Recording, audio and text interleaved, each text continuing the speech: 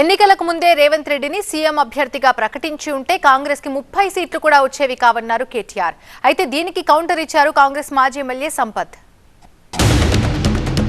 మనం కూడా కొన్ని రోజులు చూస్తాం, వాళ్ళు ఇటుకతో కొడితే రాళ్లతో కొట్టే రోజులు కూడా తొందరలో ఉన్నాయి. భయపడాల్సిన అవసరం ఏం లేదు.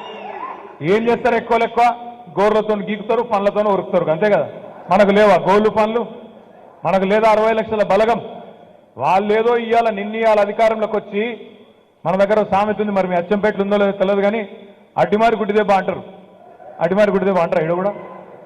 అడ్డిమారి గుడ్డిదెబ్బ అన్నట్టు అనుకోకుండా అధికారంలోకి వచ్చింది తప్ప కొండారెడ్డిపల్లిలో కూడా నమ్మలేవాడు. రేవంత్ రెడ్డి ముఖ్యమంత్రి అవుతాడని ముందే చెప్పింటే కాంగ్రెస్ పార్టీకి 30 సీట్లు కూడా రాకపోతుండే. రేవంత్ రెడ్డి గారు సీఎం అభ్యర్థి అని ముందే చెప్పింటేనట ఈ సీట్లు రాకుండానట, 30 కూడా రాకుండానట. నాకు తెలిసి మంచి చదువుకున్నాడు, కొద్దో గొప్ప విచక్షణ, రాజకీయ పరిజ్ఞానమో జ్ఞానమో బుద్ధో ఉంది అని అనుకుంటున్నా. ఈ మాత్రం బేరీజు వేసుకోలేకపోయినావు.